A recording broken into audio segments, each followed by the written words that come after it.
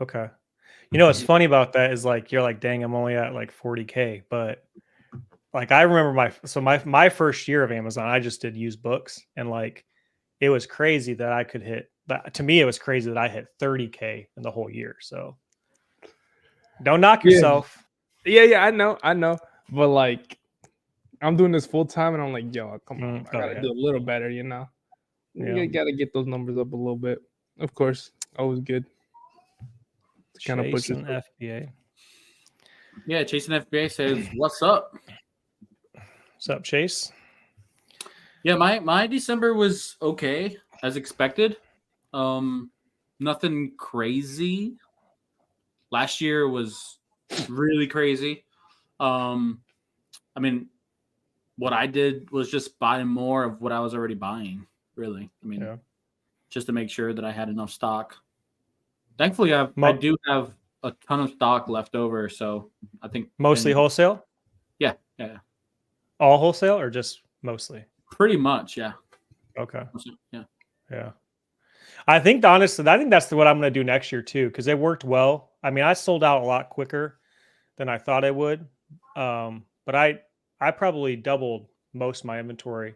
A few things I went a little bit farther on, but those things sold out quick. And I'm like next year, like I'm just going to triple down or Right. even order way more. Because I, Q4 volume is up there, but I wasn't expecting like normal items to also increase.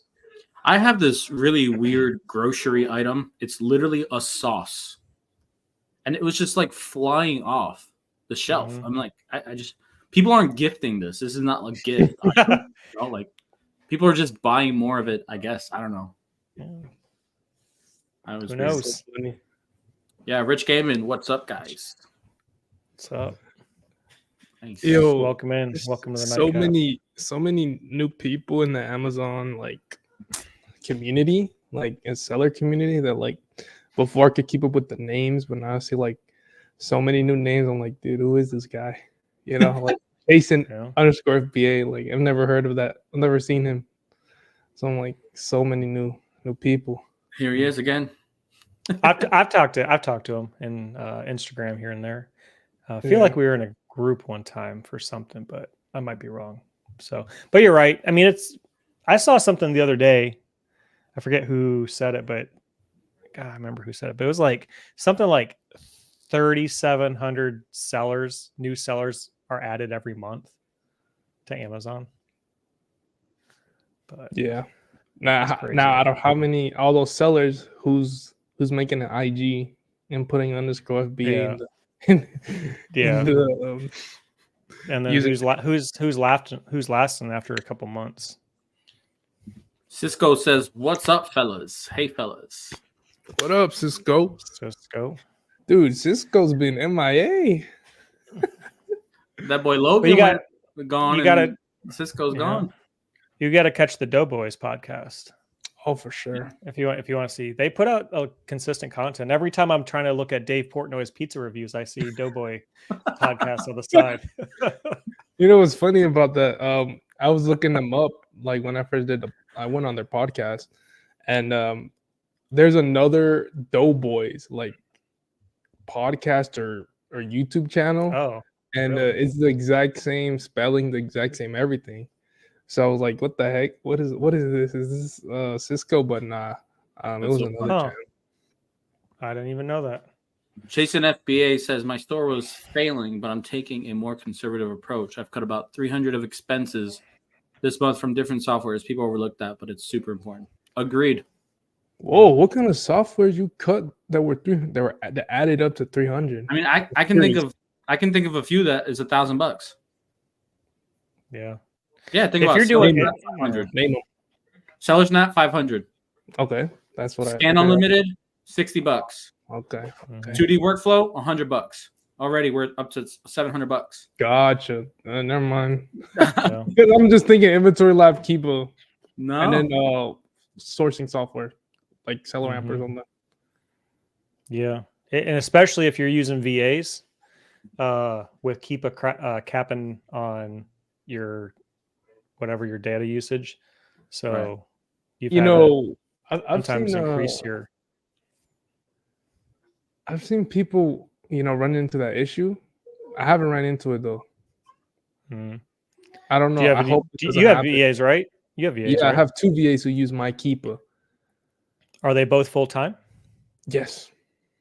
Hmm. Maybe they are, and they're not. They source enough, and they're not on there enough for Keepa notices it. Yeah, that might be it. Cisco says, "Is Seller Snap overrated?" I don't think so. I don't think I so don't either. know. I don't use it. I don't think I've only ever used I've only ever used Reprice It when I was doing books, and then I switched to Aura, and then I Mhm. used Seller Snap, and Aura just gave me all sorts of problems that I've never had any issues with Seller Snap since. It's expensive, but if you're doing a certain amount of revenue, it's worth it. I agree. So Misha Flips, what's going on, guys? Happy to see all of you. Philip, where's your Thanks. jokes and memes about Amazon? dang, man, Bezos beat it out of me. He got me depressed with returns and IP claims and all sorts of health issues, account health issues. Yo, Phil, did you meet Misha at ASD? You only I don't went think to so. the one. And Yeah, I've only been to the one. I don't think I'm gonna go this year. So wholesale is not my intended end game. So I do a Mhm. little bit of wholesale, but not enough to want to pursue it heavily. So Now earlier you said I don't know if you were talking about a specific wholesale product, but you were like you wanted to get into it this year. Were you talking about wholesale or before we went live? no, Or but not before we went live, right? Like when we were oh live, you were like we were talking about wholesale, and you're like you wanted to get into it only in oh 2024. I don't know if no I no understood correctly. no no, I don't think you heard me correctly. Yeah. No, I mean I do a little bit of wholesale, but no, private labels where I want to eventually land most of it. I like arbitrage, but I'd rather deal with the Chinese than the American suppliers. So, Okay. Rich Gaming says, I'm at 78K sales for 2023, 30% ROI. Go for 24 is 300 to 500, 20% ROI. This year, I was just learning. I think you can achieve it. Reverse engineer it. Know what your sales could be. Know what you need to buy. How much you need to buy. Then you'll get there. yeah, if you're at 30% ROI, that's pretty good. Do you guys use Danny, you do bookkeeping or something like that, right? CPA work or something like that? I'm an accountant by trade. Yes. Okay. So that's one area. I don't know, Kevin, if you use a bookkeeper, that's one area that I started doing this past year, and it really opened my eyes to where my business was.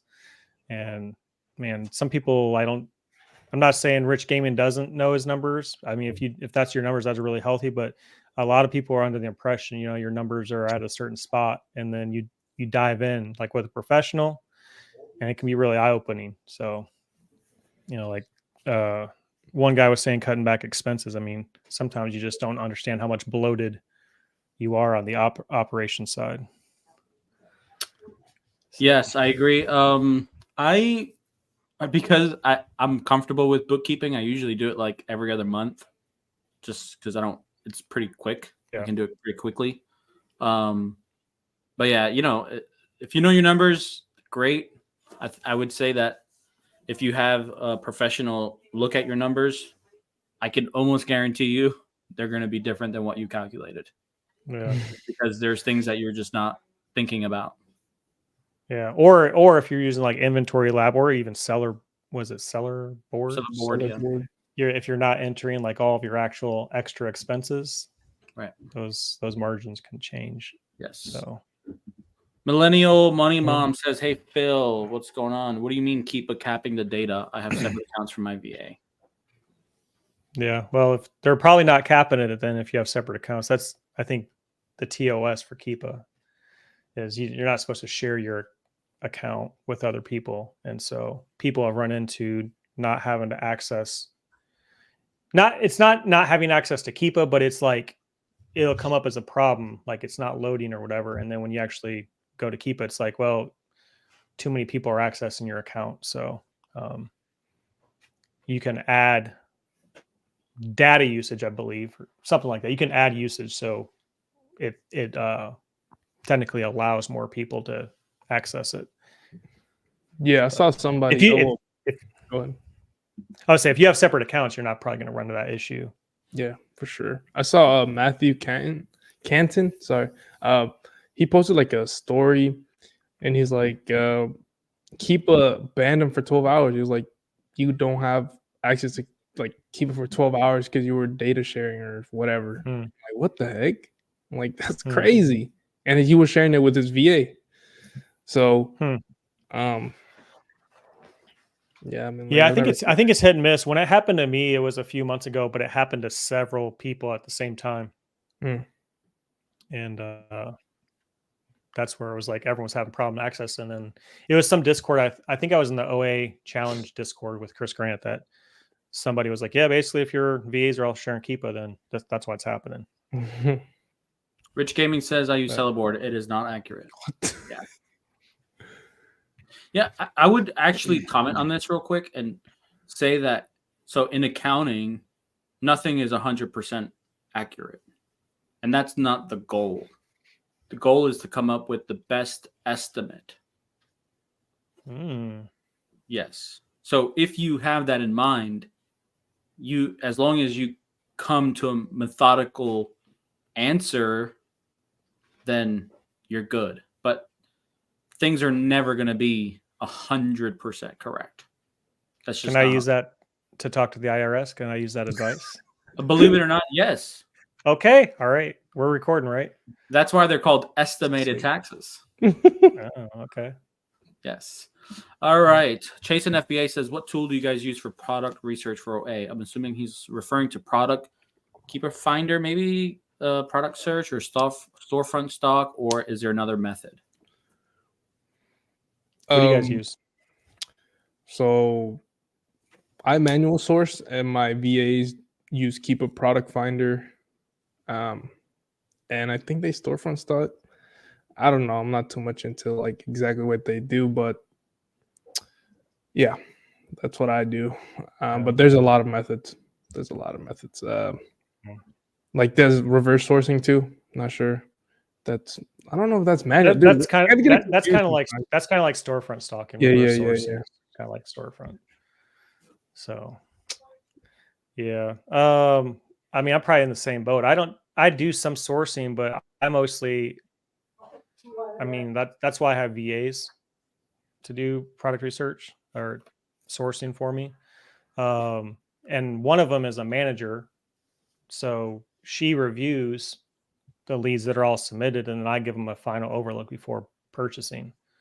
But, you know, my method for me, I probably do manual. Like I probably prefer manual sourcing.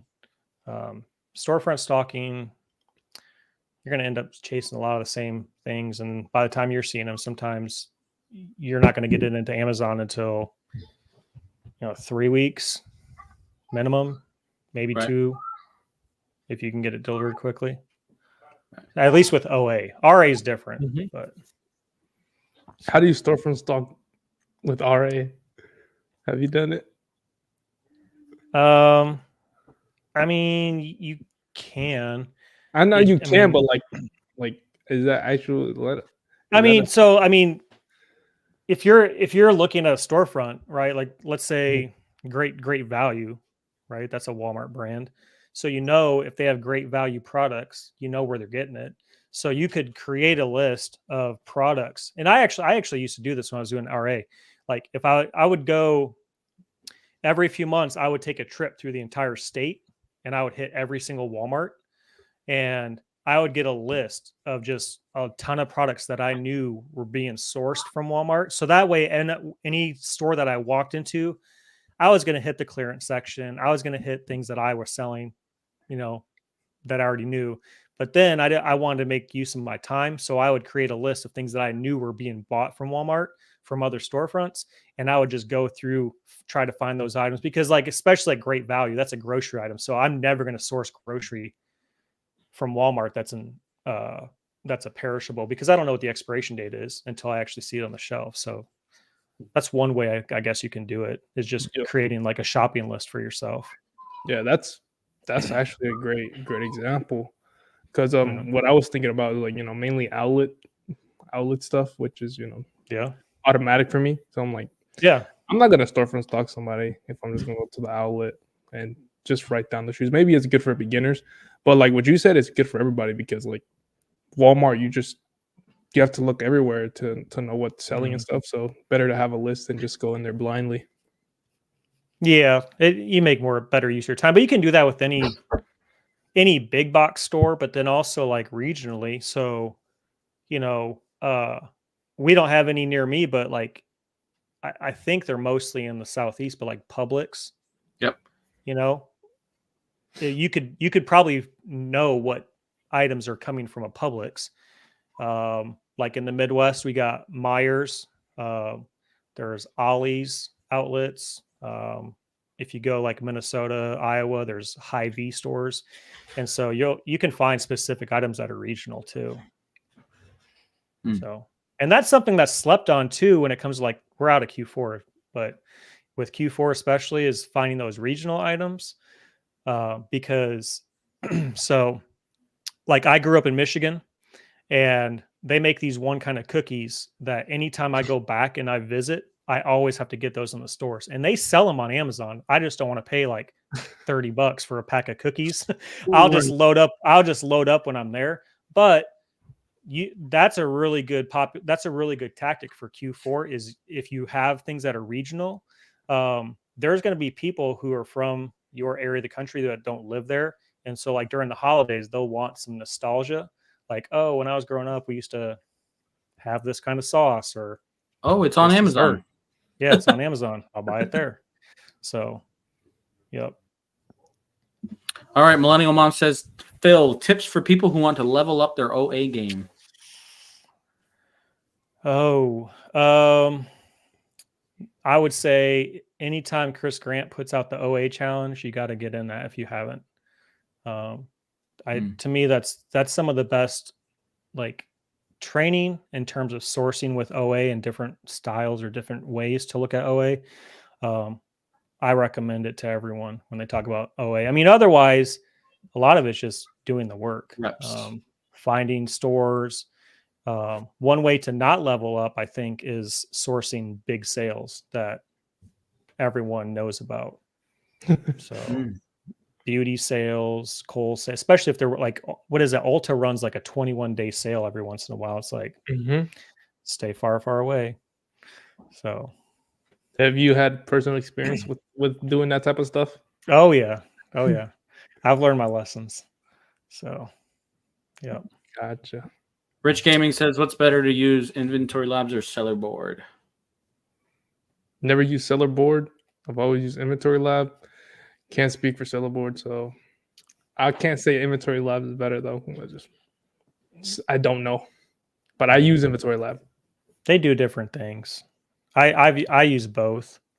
So Inventory Lab. Have you used, Kevin? Do you use Inventory Lab, Danny? Yep. Okay, so have you guys used their? I think it's called Insights. Is it like the thing you pay like extra $30 a month for, or something like that? Yeah, it's like $20 or $30. It's like a restock. Yeah, it's type of stuff. Have you used that at all? No, I actually got it for a month, and I was like, okay, how do I use this? And I didn't get to even learn how to use it. Yeah. And so yeah. So it's nice that they have that feature. We use Seller Board for that feature, and then also they have their like automatic review request or seller feedback or whatever. So I use Seller Board for that feature because it's the same. I think it's $20 is what Inventory Labs deal is, and it's the same price as Seller Board. But the Inventory Lab version, it's fairly new, so this may be why, but it was not as accurate as Seller Board is. Like it would lag like I think by like a week. Dang. So, but I mean, if you're as far as like creating shipments, Inventory Labs I think way easier to use than Seller Central. Oh, for That is Especially, the- especially if you have a ton of SKUs, it's way easier. That is the one thing I have noticed about Inventory Lab is like the sales numbers. If you want like something like super fresh, it's not. You know, Mhm. it's on a little bit of a lag. Yeah. Flipping it with Cisco says Millennial Mom a goat. Okay, got chatters showing love to each other. Yeah. Flipping it with Cisco says both Seller Board and Inventory Labs. I guess it serve its purpose, right? How much is Seller Board a month? I think it's like $20. $20. That's pretty cheap, dude. I didn't know that. Yeah. Yeah. The inventory part, I mean, it can be accurate, but you gotta enter everything in. That's the thing that really stinks about it is Oh. Inventory Lab. It's all, I mean, yeah, you're entering stuff in, but it's in there. So with Seller Board, nothing's in there. It imports all of your inventory, but you got to go through and actually put in the cost if you want to see a good picture. And what happens if you transpose a number or don't put something in your number? You might be thinking like you're doing really well numbers wise, and you may be missing a bunch of stuff. So that actually happened to me. I was reviewing my like December numbers and November numbers, and then I was like, my profit's kind of high compared to what I thought it was going to be. And then I looked and I sorted my sales by buy cost, and then sure enough, there's this one SKU that had 0 buy cost. Yeah, that I forgot to put in. So And that was Inventory Lab. yes, Man, this man's slipping up. yay! So you review it. Do you put your cost of goods in your SKU? No, No. Okay. I'm always afraid that I'm going to take a snapshot of something and then post it somewhere, and then someone's going to be like, "Oh, I know what that is, and here's what he's buying it for." No, I've never done that. Bruh, ain't nobody gonna. Kevin, he wants to say hi. Say hi to him. Say What hi. up, Luca? What's that? I can't even see him, bro. He's so short. Flipping with Cisco says cheap. Yeah, I didn't know that about Seller Board. But having to put in the stuff sounds very annoying. Yeah, if you use it and that's what you're going to use it for, you're going to hate it after like 2 weeks. You're going to be like, this stuff is stupid. That makes sense to just use it for like the restock thing, man. Yeah. And even that, Gaming- I mean, it's not super accurate, but like Mm. if because it's going to tell you to restock no matter what. So like if you have something that you liquidated because you're Yeah. like, I don't want it, whatever. Or Seller Board's gonna be like, hey, you should restock 500 of these. And Still gonna give It you might the be- estimate. it may be something you never want to touch again. Mm. I wonder how that's going to work with the new FBA fees and like the new things that I don't know if y'all seen your FBA number. It says like this is what you should have in stock, the minimum. I Yeah. wonder how that's going to affect that.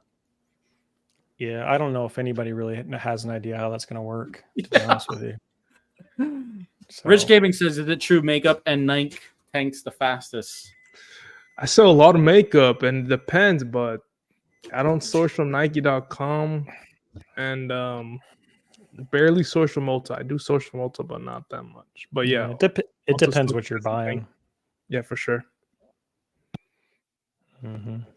Flipping it with Cisco. Hey, Danny boy, I appreciate your realness. Hey, Phil, I appreciate your knowledge and showing that you don't need to leverage credit. And KV, I appreciate you being you. Haha. Let's Thanks, go. Cisco. Thanks, Cisco. Appreciate you, bro. Cisco stay showing love when he here though. Hey, He not here a lot, baby. he's either 100 or he's 0. There's no in between. Millennial Mom says, "Oh, cute kid." Yes, sir. Yes, ma'am. That was my son, Luca. KV, have your VA enter the admin data entry stuff. True. Mm, Got this man thinking. for real. Millennial Mom says, "Phil, what are your favorite Discord groups?" The one that just got released today. Woo! Yeah. That's Plug it. yeah. Plug it. Yeah. Hey. Yeah, that's for people interested in private label and not having to pay thousands of dollars to learn that. But Discords I've been in, so I've been in quite a few. I can tell you the first one I ever was in was Reezy Ninjas. And that would I am not in that anymore because Reezy kind of lost a little bit of passion for a little bit and he was kind of MIA. So when he kind of stepped out, the group really didn't have much progress. But when I was starting out, and I know he's back and active a little bit more, so it might be different. But when I was starting out, that was a really good Discord. I met Cisco through that. I met some other sellers through that. People who taught me about Walmart. Discords that I'm in currently, Cody does Amazon. He has like an education group, and that's pretty good. I think that he'll bring in people, and basically they're coaching him, but he records all of that stuff and then makes it available for people in his group. So if you want to learn about Walmart, like he's getting coached on how to do Walmart. If you're wanting to do wholesale, like he's getting coached by that, and then he provides that in his Discord. He has a Bolo group also, which I had like a month, like I got a month access to, and that was pretty good for Bolos. I would say some of my least favorite Discords have been ones where they're promoted as just lead Discords. And I don't care how good the lead is. If you're sharing it with like 600 people, and it's not a good lead. It might be in like a year if it's still available, but those have been my least favorite Discords. So Logan says rumors of my disappearance have been greatly exaggerated. He's been on the Doughboys, so I don't know what he's talking about. yeah. Jason FBA says I paid $6,800. I wish that was a thing before. Would have been worth every penny. Sheesh. $6,800 for what? I think he's saying that he's paid Oh, for Jeez. private label Whoa. coaching courses. Yeah. But did you see that? Phil just his throat. He like swallowed that and like. No. Dude. Yeah. No, We could do it that's for not good. 6,500. That's not good, man. Yeah, that's not good at all. Flippin' on Cisco says set them up with a rhythm task that need to be done daily, weekly, and monthly. I think he's talking about to you, The Kevin. VAs, Reports yeah. are important. Yeah. Work on your business, not in your business. That's none of my business. I disappeared. You know. That's funny. Bet, Cisco. Bet. Rich Gaming says, do you guys use spreadsheets to track costs, profits, sales, etc.? Any tips on using spreadsheet to track of anything? I'm not a big spreadsheet guy. I use So- QuickBooks for my accountant. I wish I use QuickBooks for my accountant. I got a VA bookkeeper who does most of it. So, what about you? You don't guys? have do you have like a sourcing sheet or anything that Oh you yeah, can go for back sure. and- Yeah, Okay. but he's talking about like. Oh, actually, sorry, buy costs yeah. and stuff. My bad. It kind of went. Yeah, I over. think that's what he's referring to. Like Yeah, I something have that a you can huge track. list of every lead I've bought, and Yeah. I'm just using that list. So- I have the buy cost. Here, let me be exact with it. So, Can you share that on your screen? Yeah. yeah. Just give me a second. I got you. I don't know where I got this from, but I have the title, the ASIN, this where I got it from, the Amazon link, the buy cost, the buy box, estimated profit, ROI, and a note entry and a date entry. And then When you say buy box, is that the buy box that it was when it was sourced, or yeah, the buy box that is when it was sourced. okay? That's kind of helpful because if you source something and then you get it like a week later, you can see what the difference. That's pretty smart actually. I mean, you see that in Inventory Lab, but like on the spreadsheet, yeah, I'm able to Yeah. see it as well if the price And dropped timestamps it. or anything. Yeah. Yeah. For me, I think it's smart. Go ahead. I was gonna say for me, I sort of have like a scratch pad of everything that I'm buying. You know, for the next month or 2 weeks or whatever. I also look at my credit card statement because I only use one card for all my inventory. Mm. And then What card do you use? Chase Business Premier. It is the best card Okay. out there. That's the one with the like 5. If you spend over 5,000, you get something. 2.5 points. Okay. Yeah, it's really good. Someday I hope to be there. Hey, listen, I'll send you a referral link tonight. You'll have it tonight. They'll overnight I it think I to you. actually got one. To be honest with you, You got the premiere. Chase Business Yeah, I got one. I'm looking at it right now. Oh, That's listen. That I want to be like you when I grow up. Sheesh, don't even know what cards I have. That's a good problem. He just knows if you spend $5K, you get that 2.5 Yeah. cash back. You know, actually, so speaking of that, Rakuten used to be tied to Alibaba, and that was really, really cool when you're placing like, I mean, it'd be the same as wholesale, but think of like, you think of a wholesale supplier having Rakuten or Top Cash Back tied to it. They took that away from Alibaba earlier this year. But Sheesh. Wow, that sucks. Logan says, Phil, congrats on the new mastermind group. thanks, Logan. Yep. Logan Anybody says- want to learn about private label? I'll help you out. Logan says Cisco went MIA. Well, that man got married. He had a honeymoon. Yeah. Didn't he have like Can't 5 blame him. honeymoons or something? And then he went to He Disney might. like 10 times. Yeah, you can't blame him for that. So, What are the top 3 things to sell on Amazon? I can answer this one. Ready? The thing that makes the most money. That's one. mhm. What's the second? The second one, the thing you can find the easiest. Ready? Number Okay. 3, the lightest. This guy. There you go. See? Hey. I mean, Mhm. that's it's kind of a silly question, to be honest with you.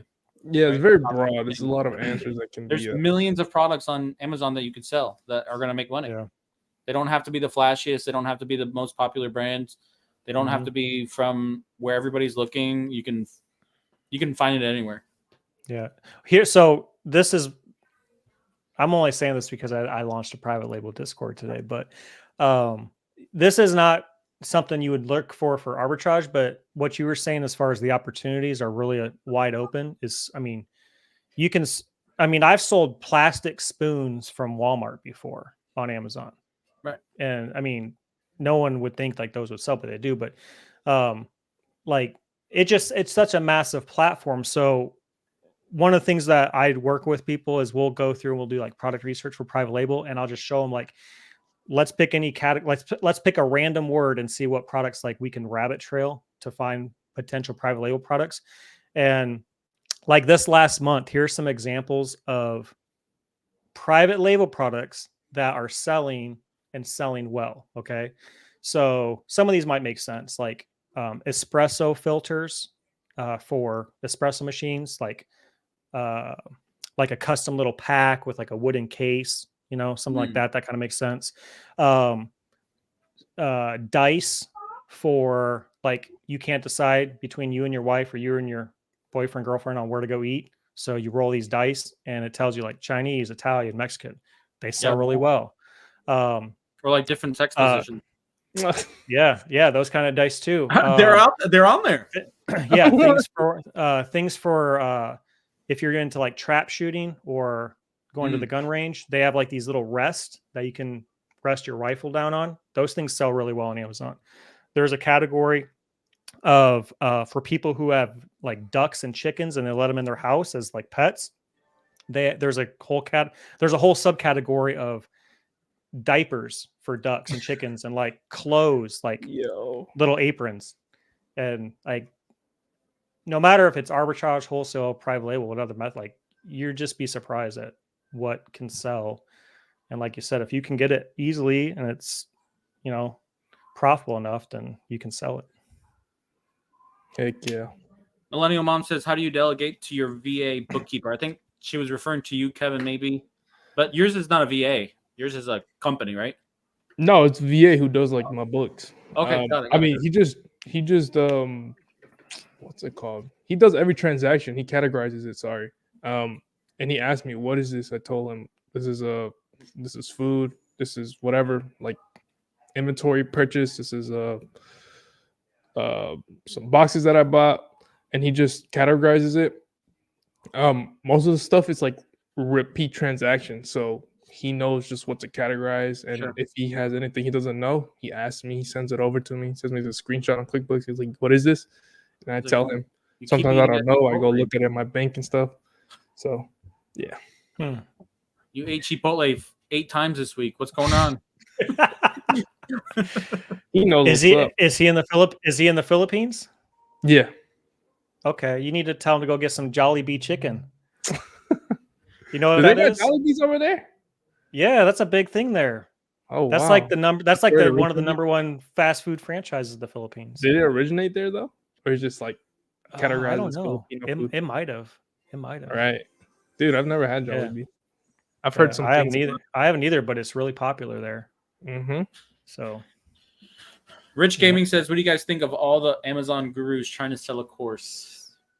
buy them all. I mean, you know, course is a course. You just you either buy it or you don't. Right. I mean, I don't like courses personally, but like I would tell somebody if they're into private label, they want to get into private, go buy Phil's course because I know Phil, like he's a legit guy, like he's been in the space for a while. But as for like the people who like do the advertisement heavily and have Lambos and flashy stuff, it's a little iffy to know if those guys are legit or not. So that's why Mhm. it's hard to tell anybody if anybody's legit at this point, you know, for people who are not in the community and in the seller space. Yeah. I think Have for you me, you've Go ahead. taken courses? No, not at all. Okay. I Go think ahead. for me, the only course / training that I would want to pay is if it was live and so more tailored to where I'm at. Mhm. I don't want to pay thousands of dollars for you to send me a link to something you recorded in 2017 Oh yeah, that's true too. or something Yeah. that was recorded in 2021 where you're discussing how fascinating small and light is. And then Yeah. you know, something like that. It's like, come on, like Yeah. this is not That's really what I want. So Or I think here's more a better one. Like go find some chlorine to sell. yeah, exactly. Yeah. So the So- chlorine screenshots. So of I shit in the garage. I'm more so like the one-on-one type of stuff. Yeah, I know that's not scalable. Cisco's in the chat, but I think the one-on-one, it does take a lot more time, right? But you got to be willing to pay. Yeah. I actually got a story, real quick, to tell about sort of selling courses, and Kevin already knows the story. I told him about it. So, anyways, I posted about that I wanted to be coaching some people starting in 24. You know, I didn't really put a price tag out there. I kind of wanted to. I had something in mind of what I wanted to charge people. So anyway, this guy hit me up and was like, "Oh, I'm interested." And I started looking back at our messages that we had been discussing before. And I actually did like when I first started offering calls, I did like I think it was like half off. So a call would have been like 70. No, bucks. I think you did didn't your first 3 calls were free or something? Yeah, I did 3 free ones, and then I did like Dang, I missed a out. couple of half off ones. And even on the half off ones, this guy in my DMs was like, "Oh, I'm not paying for that." No, there's Mm, unless you can tell me what type of value I'm going to get. yeah. And I just flat out told him, I said, "Listen, that's all like perspective, number one, and then two, I'm not going to tell you anything that's not already on the internet." The point Yeah, of you that's getting true. a call is the fact that you don't want to put in the time to go find the answers. Yeah. And so therefore you're going to pay somebody, right? Same thing with, for example, Phil, right? It's you've put in the work to figure out private label and sort of a strategy behind it. If someone wants to learn that, Yeah. they can pay to be into the group, right? So anyways, I posted that I wanted to coach people in 2024. He reached out and I told him like what everything was included and kind of what I was charging him. And he's like, "No disrespect, but I could probably be your mentor." And I was like, why are you contacting me Jeez. about mine? Like, Yeah. what? Yeah. So anyways, Yep. King Mob says, "What advice do you have for all new Amazon sellers?" Ooh, that's a good one. Oh. Man, you got to put in the work, I would say, for one. Like, it honestly, you just got to, like, you got to source, whether it's RA, OA. You got to learn how to source. You got to learn how to read Keepa charts. You got to learn the processes of Amazon, you know, sending inventory, even as simple as like, you don't want to be sending 55 pound boxes. Just the processes of Amazon. What's an IP claim? How do you avoid it? Like, so those are, there's probably a lot more, but it's just getting started.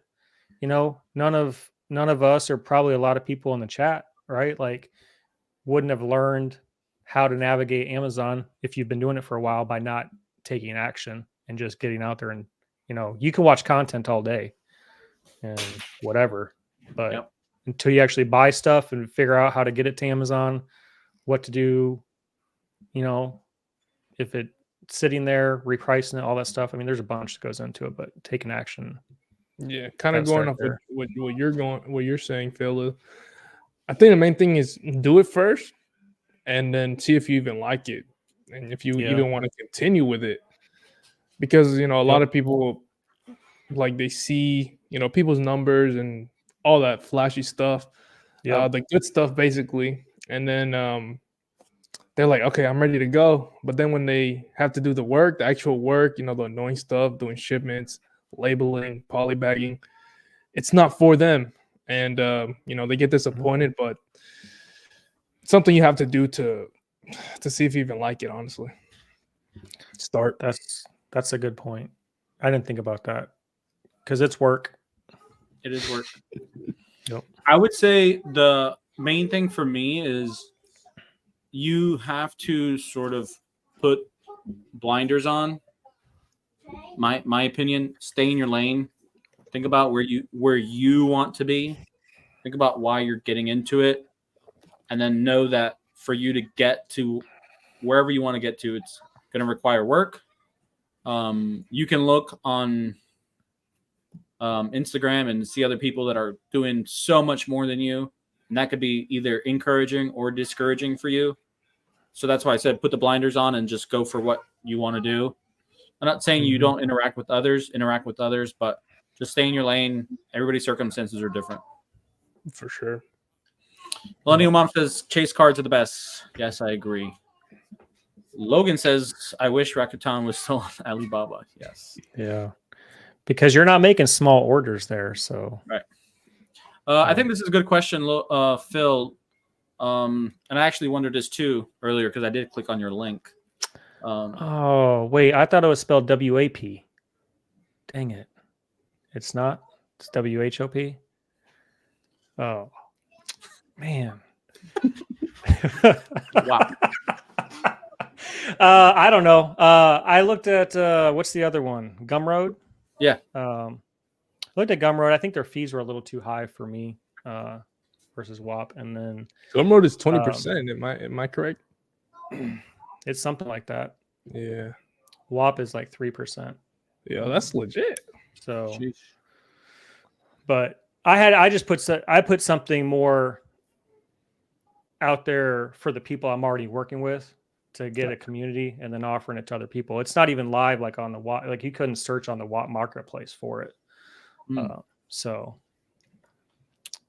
Cisco says he's heading to Disney tomorrow. Say something, guys. Nice. That's so he's funny. probably. I don't know if he's serious, but I feel like he is. No, he's serious for sure. Actually, he is serious because he invited me to go like the beginning of the year. Cisco. All right. Rich Gaming says, "What's the better part to take, private label or wholesale?" It is very opinion based. It just depends. There's pros and cons. If you ask Paulo, he'll say wholesale. If you ask Phil, he'll say private label. There's arguments to be made for both. I mean, I could see why wholesale would be a good route. Both of them have risks. So You're not eliminating risk with either one.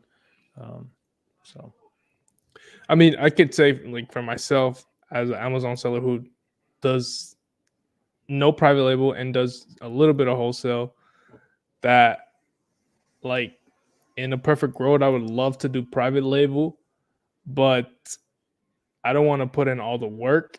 And with wholesale, I just have to contact people, and I kind of already know what's selling. Those products that they have. If and when I get their catalog, I can just go through with manually or with the software, and then that's it. So, I mean, that's just my opinion. I'd rather do wholesale, but private label is something like. Can I ask you why? Why? Because I'm curious on your answer. So you said in a perfect world you like to do wholesale, Yeah, but then you don't want to private do label. a private label. But then you said you don't want to do all the work. So I'm just curious because I know there's a lot of misconceptions about private label. Mm-hmm. I'm just curious, like, what work do you think there is in private label that is different from wholesale? I'm just curious. Okay, I'm gonna go based off of and King Mob here said that I started off with a $12 course. I actually have taken a course before, but it was like a Udemy course, so like I don't count it. It was like a course that it's whatever, right? But it was a private label course, and I went through a little bit of it, and the product research part of private label is something that I just don't like. I wouldn't feel like I would rock with it. I mean, it's not the worst thing in the world, but also like I'd be kind of scared to be like, yeah, I found this perfect product in this subcategory or whatever, and like it's low key. And this is how it was in the course. They were like, you have to find a product, and this is something that I'm remembering. I'm not 100% correct if I'm correct, but change the product a little bit or something and make it better. Look at the reviews and stuff. And then launch the product, right? I mean, I know there's a whole bunch of other stuff that goes behind it, but that was like the main thing that I was like, I don't know if I like even looking at it right now. I don't know if I want to be doing all that,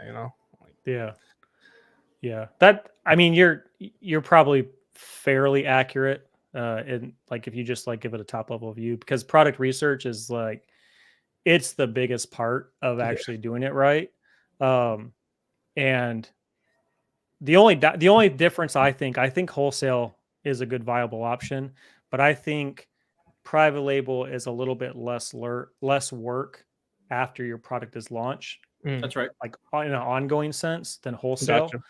Gotcha.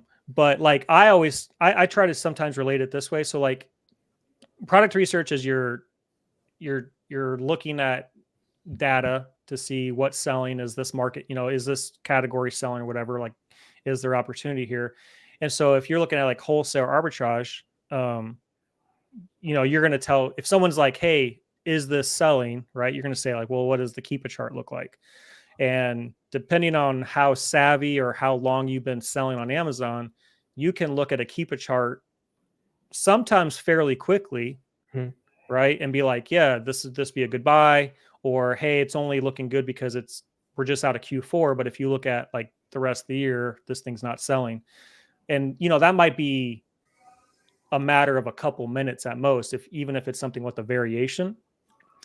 I always think of it like with private label, it's kind of the same process. You're trying to interpret the data, but because product research is so much more of a component, it's like taking an arbitrage product, instead of taking like 1 or 2 minutes to look at a Keepa chart, take a half hour and look at it.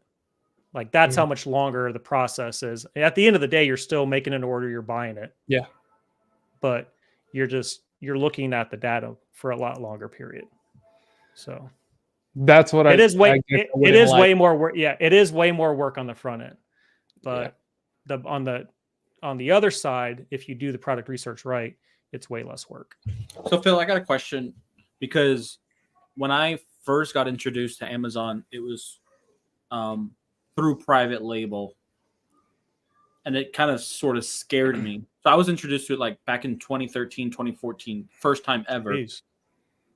Okay. But it was private label specific, and it sort of scared me in the sense, two reasons. One, I wouldn't consider myself like a very creative person.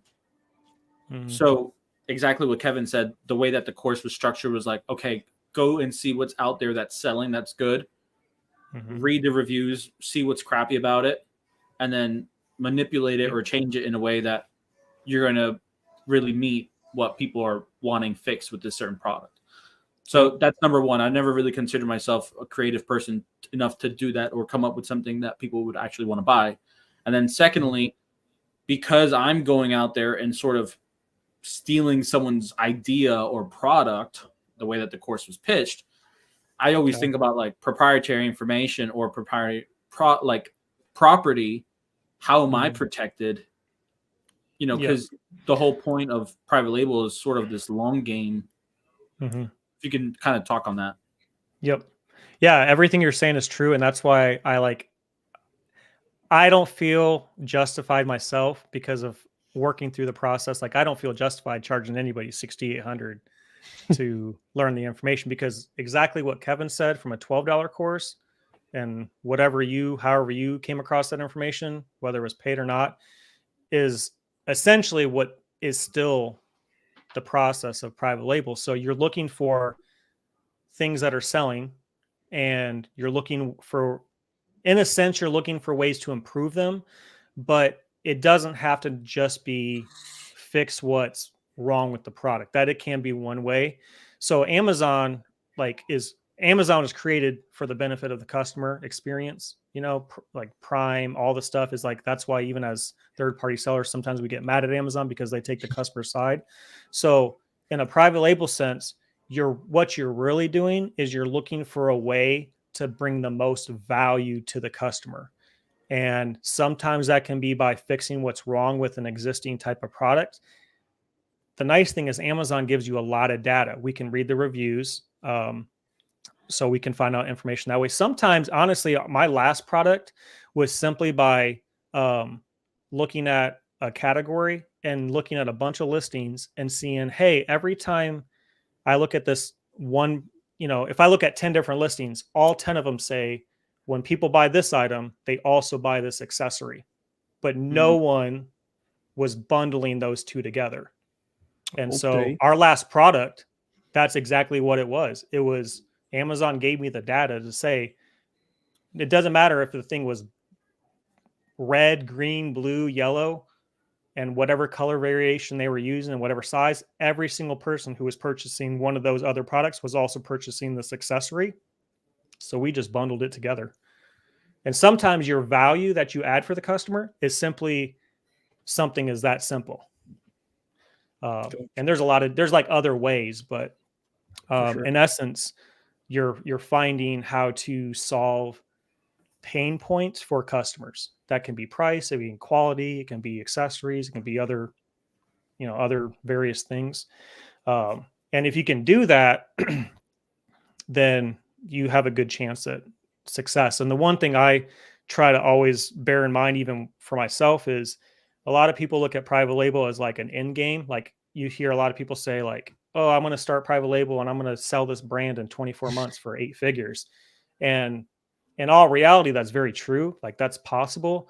But if you start out with how can I really truly give the customer a great experience, you're, even if it's only like selling a small amount per month, like, hey, what if I only look at selling 50 units a month or 150 units a month?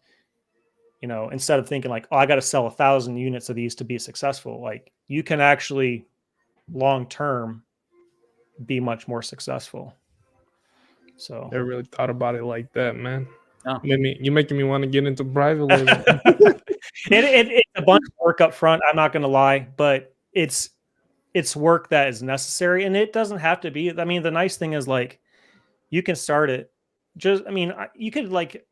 There's people who work full-time jobs who do Amazon, and so you could do OA, working a full-time job. You can do wholesale. You can do private label. It doesn't matter where you are in life, but as far as doing the work with private label, it could be 1 hour, 2 hours a week.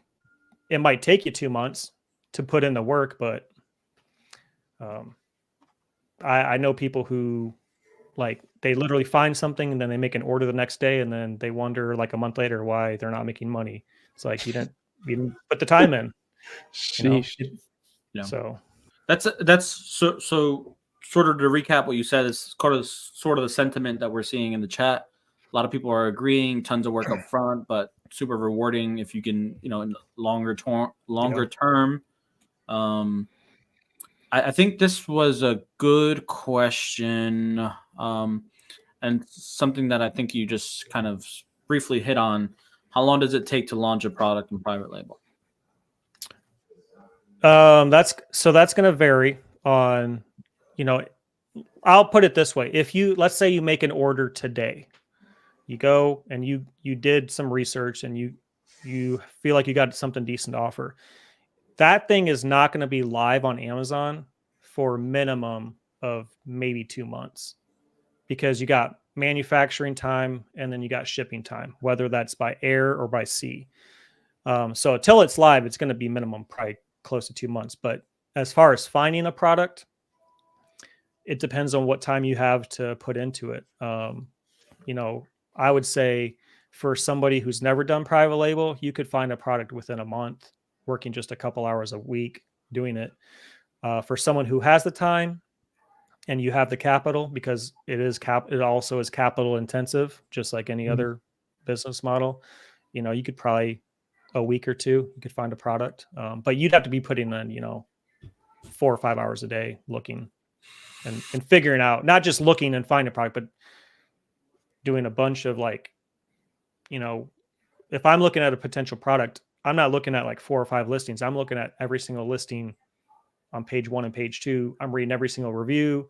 I'm looking at everyone's pictures, everyone's copy, figuring out, I like this picture, but I hate this picture. So I want something like that. I like how they phrase this sentence in their copy. This one's crap. And if people are giving negative reviews and it's constant, that's a theme that you can say, I want to make sure I fix this, or I don't have this. But then on the flip side, people can also give you positive comments in the reviews to make you think about, okay, they actually like this feature. I want to make sure I include this. So yeah, it can take a little bit, but if you're making an order today, it's going to be 2 months till it's at Amazon or in the US. If you're buying from China, you can source US manufacturers and they're out there. Nice. All right. Chasing FBA says, Phil, did you lose money on advertising at first, or you're immediately profitable? If so, how much were you losing per month, and what is a good CPC to go for? I've lost money on advertising at times, but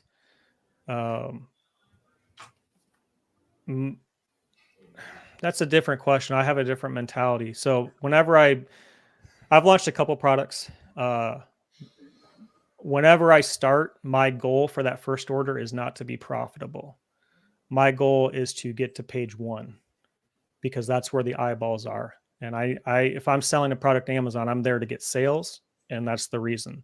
And if I'm on page 3 or 4, I'm not getting as many sales. So I go heavy on advertising at the beginning of my launch, but I also source products that start with a healthy margin, so I have room to throw advertising at it. So worst case scenario, I'm break even at worst, and I have enough money to make a reorder. Because if I can get to page 1 with my first order, then that's on those reorders is where I start making that money. I've never lost money per month on advertising. A good CPC to go for, that's not a easy question to answer, because it depends on what you're spending, depends on what keywords you're using. There's a lot of other factors to be able to answer that question. So, Phil, do you know what causes shipments to get held up at customs? This happened to one of our recent shipments of jars. When you fill them with heroin, that happens. That explains why he's been missing. Yeah. That might be. It can be a couple of things. If you're using a freight forwarder, there could be paperwork issues with customs that don't get you're dealing with the government, so there may be holdups. Could also just be the port itself. Like what was it, either 2020 or 2021? I feel like I don't remember it was one of those years. I mean, obviously it could have been 2020, but there was a big delay in shipping then, and it was simply because of the ports. It's vastly improved since then. I've not had any problems then, but it could be the freight forwarder and how they're doing the paperwork side. It could be the port itself. So, yeah. Rich Gaming says, I heard top private label sellers spend thousands of pictures. I mean, I'm sure you've heard. A smart private label seller spends money on pictures. It doesn't have to be thousands, but you want to spend good money. Yeah. So, yeah. What's the first thing you sold on Amazon, and what did you guys get started? How did you guys get started? Sold a book from Goodwill. Yeah, books I from hate Goodwill. Me, man, I did too. That was the first thing I ever sold. Man, it got me hooked. Oh yeah, you got me hooked, but not sourcing books though. I sold the backpack. Okay. Yeah. Back to school season, I'm assuming. Yeah, it was third week in July. Yep. I heard Bolo backpacked in July. Oh yeah. Mhm. Yep. All right, we I got almost did bulk books. So. Oh really? Sheesh. Mhm. wow. He loved books that much. Yeah, it was honestly, it was either that or private label. So. Yep. Nice. Books. All right, I think we got one more question. All private labels products require patents. No, I apologize. I probably shouldn't have mentioned private label. I don't know if that's the No, direction all good. everything was going, but no, they don't. So Yeah, that sounds like if everything required a patent, I don't think a lot of people would be doing private label. no. And there's different types of patents. So Yeah. that's the one thing. Like if you're looking at something, because you can get around certain patents, and then there's others that you can't. So Nice. Dude, private label, like the end goal sounds like the end result sounds so good. Like, but like the nitty gritty work, it's just for me, it's very questionable. Like, So here, well, look at it this way, right? So if you're doing wholesale and you Yeah. get a good supplier, like Mhm. you're selling, I don't know, whatever brand name product, Colgate toothpaste, right? And you can build a long-term relationship with them. The work is going to be finding that supplier, Mhm. Getting to the point where you can make large orders. But then long-term, it should be relatively easy just to make reorders. Private label is the same beast. So, Phil, you would be proud of me. I do have a private label product. We have a couple of Do you prototypes out there. Yep. I think I've seen them in. Hey, yeah, you've different seen them. things. Okay. Yeah. Do you like? Okay, is that for real? Is that for real? That is for real, but we didn't. Okay. I must confess. Okay, we sourced them private label from China. Went through the whole process of talking to manufacturers, samples, blah blah blah blah blah. Mhm. But we never intended to actually make huge orders. We just wanted them You want it to for use yourself? personally. Okay. Hey, there's nothing wrong with that. Yeah. I actually use those products as a category of opportunity because every one of them on Amazon look the exact same. Yep. There's nothing different. Do you like those things? Oh yeah, Really? Jeez. they're amazing. No. Kevin loves them too. Gotta get Phil one. Yeah. Hey, I, let me know. I'm into saunas, but I don't know about 6,800 will get you a sauna and an ice bath. yeah. No. Yeah, okay. Logan says, "Thanks for the info and laughs. Peace out, gentlemen. Peace." See you, Logan. All right, Logan. He has to get ready for his flight to Disney with Cisco. Nice. All right, I think we're gonna finish off with this question right here. What do you consider a healthy margin or a minimum dollar per profit sale per product? This is so opinion based. 20% margin for me, What is it? at least 20%. 20. Is that like for me? It's like that's around like 20, 25, 30% ROI. I'm not sure if that might it varies, I think, but It depends on the item, though. yeah, it depends on the item, but that's what I try to stick to. Of course, there's some stuff that's below. Yeah, and a it minimum depends dollar on what profit per sale. depends how much you're selling for too, or not how much you're selling for, but how many units you're selling. Mm-hmm. So And he did clarify the question meant for private label oh. products. So oh. There you For me personally, I don't look at anything that has less than a 30% margin starting out. Before that's my landed cost before any advertising, before anything, just 30% margin. So cool. yeah. Cool. Well, Yeah. hey, Phil, appreciate you having coming man. through. All Having the show. right. One more question though for Phil. What's up? How's 2024 looking for Phil? What's Phil gonna do in 2024? 2024 for me, for an arbitrage sense, I'm going to probably be sourcing higher ASP items. Last year I went really heavy with small and light, and then Amazon was like, no, you don't. And so that changed my plans a little bit. I still do some small and light, so I'm going to go for higher ASPs because I don't use a prep center anymore. So we can pump out a lot of volume, but I can do that. Probably putting out more content just because I'm doing private label stuff, and then this year private label is going to be a big focus of mine as well. So like launching more products is going to be that focus. Nice. Yep. All right, cool. I think we can end it there. Thank you. Appreciate you hopping on. Thank you for all the man. private label knowledge. I think that's really the purpose of the Amazon Nightcap and bringing people with different backgrounds and different experiences. So appreciate you coming on. Yeah, man. It's good. All right, guys. We will be Appreciate back next week, and see you guys then. See you guys. Cool. Thanks for coming.